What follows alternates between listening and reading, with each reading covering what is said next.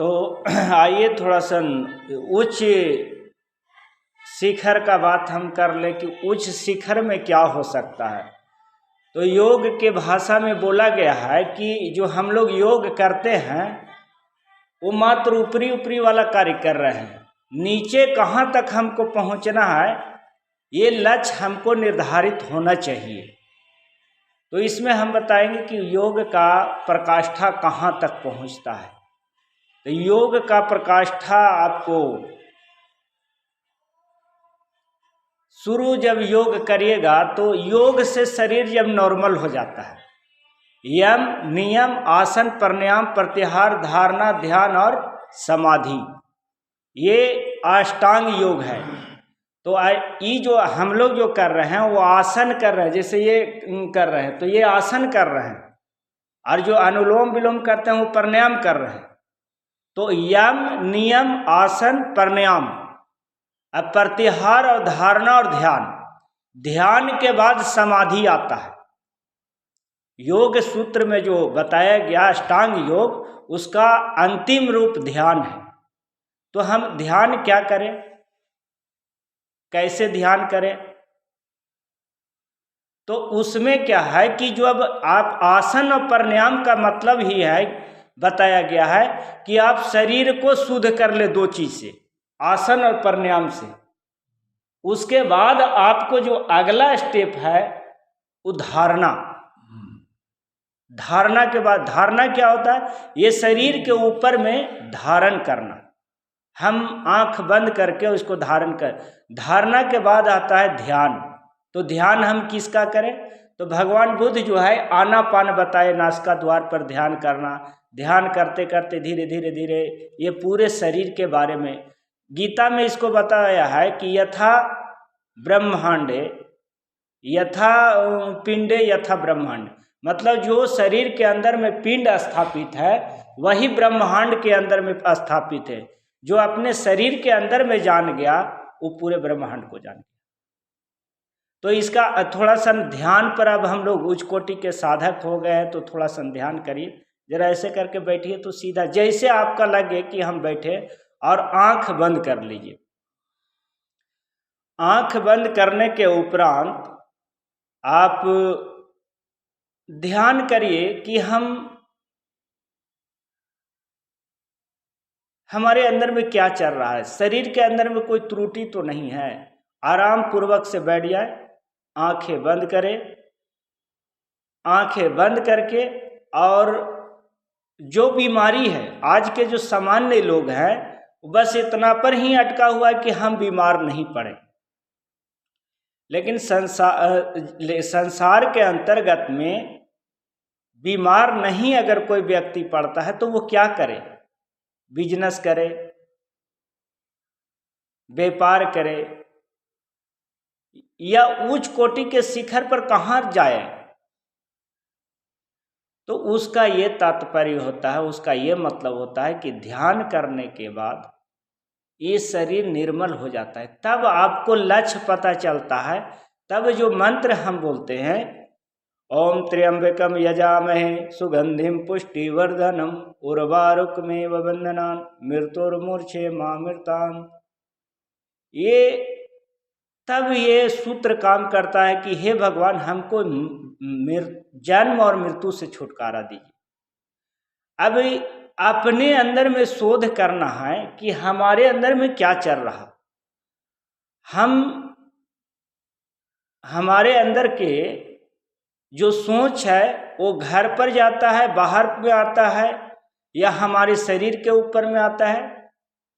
ध्यान दो प्रकार से, एक तो हम लोग आम भाषा में सुनते रहते हैं कि साइकिल चलाना ध्यान से, रोड पर चलना ध्यान से, पढ़ना ध्यान से, काम करना ध्यान से। तो अगर शरीर के अंदर में हलचल है, अपने से जांच लीजिए कि अगर शरीर के अंदर में हलचल हो रहा है, यानी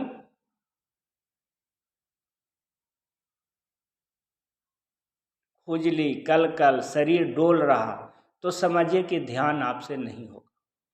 और शरीर को निर्मल करने की आवश्यकता है। शरीर के अंदर में जो व्याधियां हैं उसको जो है और ठीक करने की आवश्यकता है। जब ध्यान की स्थिति में चल जाएंगे तो 5 ज्ञान इंद्रियां हमारा है, आँख, नाक, कान, जीभ, त्वचा और छोटी त्वचा। ये 5 ज्ञान इंद्रियां अपने विषय को छोड़ने लगती है। जैसे आँख का काम है देखना, तो हमारे अंदर में कभी कभी जो उत्साह जागता है कि हम यहाँ पर जाते हैं, हम ये देखते हैं, हम वो देखते हैं, वो करते, जो आँख का विषय है इससे छूटने लगता है। आँख के बाद कान का विषय आता है, हम बढ़िया बढ़िया सुने, बढ़िया जो है हमारे कान के अंदर में तरंग आता। ये ध्यान की स्थिति में इसको ये छूट जाता है। फिर जिह्वा का है, बहुत लोग कहते हैं कि हमारा कैसे छूटेगा, हम नशा करते हैं, हम ये खाते हैं, वो खाते हैं, कैसे छूटेगा। तो इसका छूटने का यही ध्यान है, यही जगह है कि जहाँ आपका छूटना शुरू होता है। जैसे मांस, मछली, मदिरा हम लोग के ध्यान में क्यों नहीं आता है? हम लोग का ध्यान में इसलिए नहीं आता है कि गुरु एक लेवल आगे हम लोग को बढ़ा दिए। जो आप ध्यान में अभी बैठे हुए हैं, इस ध्यान में ही आपको जांच कर लेना है कि हमको कहाँ कहाँ मन जा रहा, हम किस विषय की ओर झुक रहे हैं।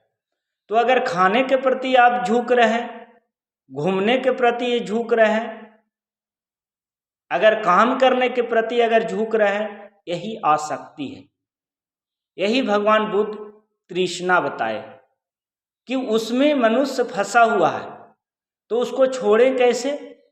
तो उसको छोड़ने के लिए एक सुंदर उदाहरण दिए कि कछुआ जैसे अपना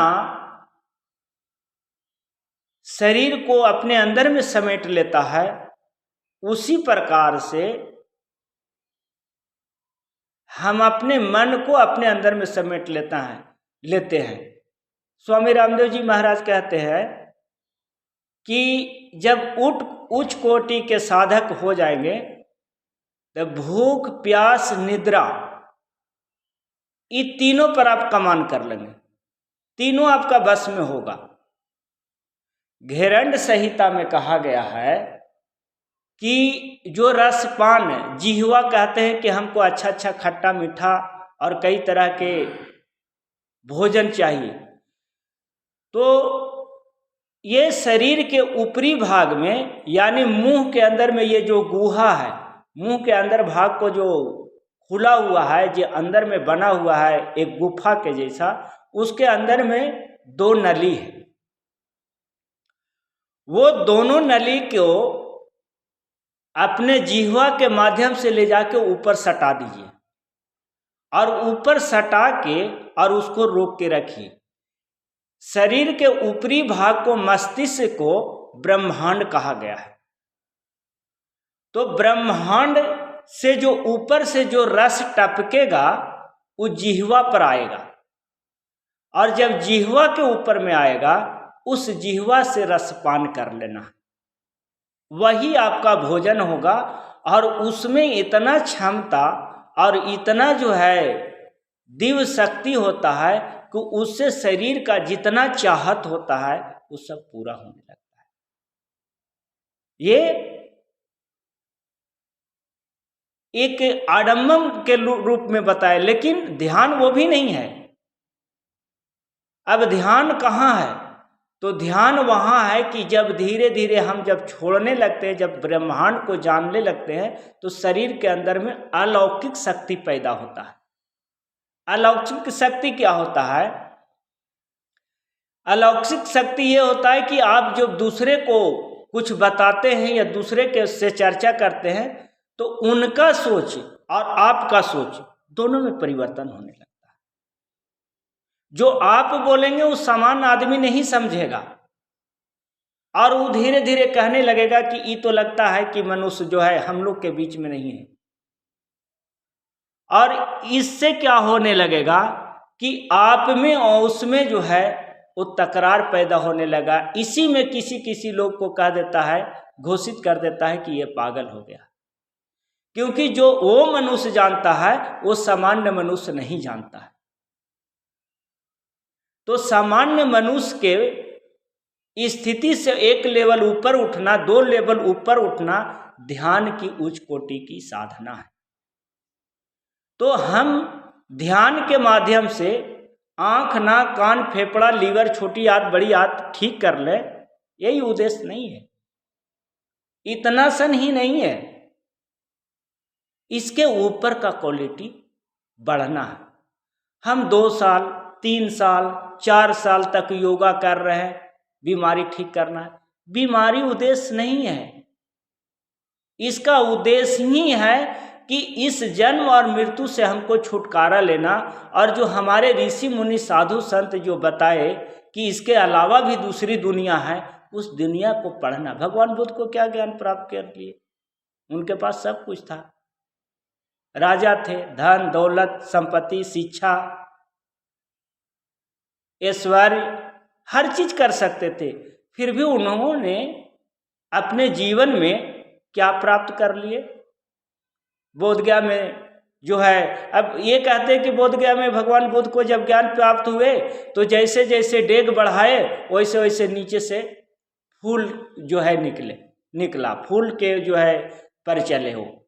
तो हम भी साधना करना है, तो हम जब चले तो क्यों नहीं फूल निकलता है? हम किसी को अगर कुछ बात बता देते हैं तो वो क्यों नहीं होता है? इसका मतलब है कि हम लोग उस साधना में नहीं पहुंचे, उस कोटि को नहीं प्राप्त किए। तो उच्च कोटि को प्राप्त करने के लिए ध्यान कैसे करें, यह ध्यान का स्थिति क्या होना चाहिए? तो आंखें जब बंद रहता है तो पहले शरीर को शोधा जाता है। कबीर जी इसको बहुत सुंदर तरीके से कहते हैं कि मैं को कहाँ ढूंढ रहे बंदे, मैं तो तेरे पास में, ना मैं देवल ना मैं मस्जिद, ना काबे कैलाश में, खोजी हो तो तुरंत मिली है, पल भर की तलाश में, कहत कबीर सुनो भाई साधो, सब सा सो की सांस में, सबके सांस में। तो हम सांस से ही शुरू करें। कबीर जी पढ़े लिखे नहीं थे, फिर भी वो ज्ञानी कैसे हो गए? सूरदास दोनों आंख से नहीं दिखाई पड़ता था, फिर भी वो कैसे उतना ज्ञानी हो गए? रैदास जो है जूता सी के कैसे महान हो गए? मीरा कृष्ण के भक्ति में इतना डूब गए कि उनको हर जगह पर कृष्ण दिखाई देने लगे। ऐसा कैसे हुआ?